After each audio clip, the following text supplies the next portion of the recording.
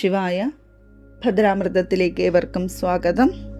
ശ്രീ മഹാഭദ്രകാളി സഹസ്രനാമ സ്തോത്രത്തിൻ്റെ 52 ഭാഗങ്ങളിൽ വരുന്ന ദേവിയുടെ നാമങ്ങളെക്കുറിച്ചിട്ടാണ് നമ്മൾ വിവരിച്ചു നിർത്തിയത്.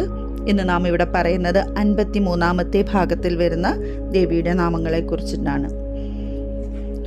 മന്ദാകിനി, മന്ദഹാസ, ജ്വാലാമുഖ്യ, അസുരാന്ധക, മാനധ, മാനിനി, മാന്യ, മാനനീയ, മധാതുര.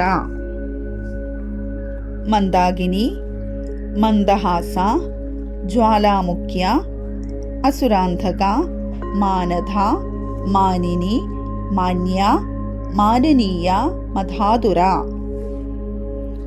സ്വർഗഗംഗയായ മന്ദാകിനി നദി കേദാർനാഥ് ക്ഷേത്രത്തിന്റെ പൂർവ്വ പാർശ്വത്തിൽ നിന്നും പ്രവഹിക്കുന്നു.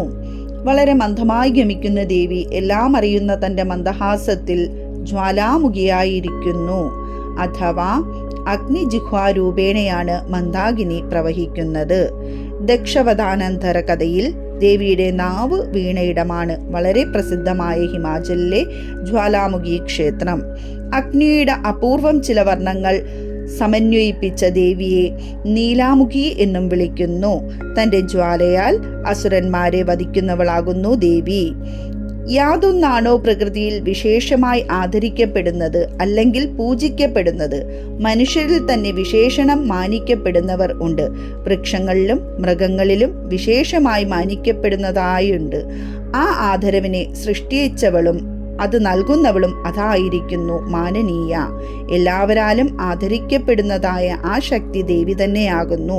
ദേവി തന്നെ ലഹരിയിൽ ആനന്ദിച്ചിരിക്കുന്നത് കൊണ്ട് മധാതുര എന്നും അറിയപ്പെടുന്നു.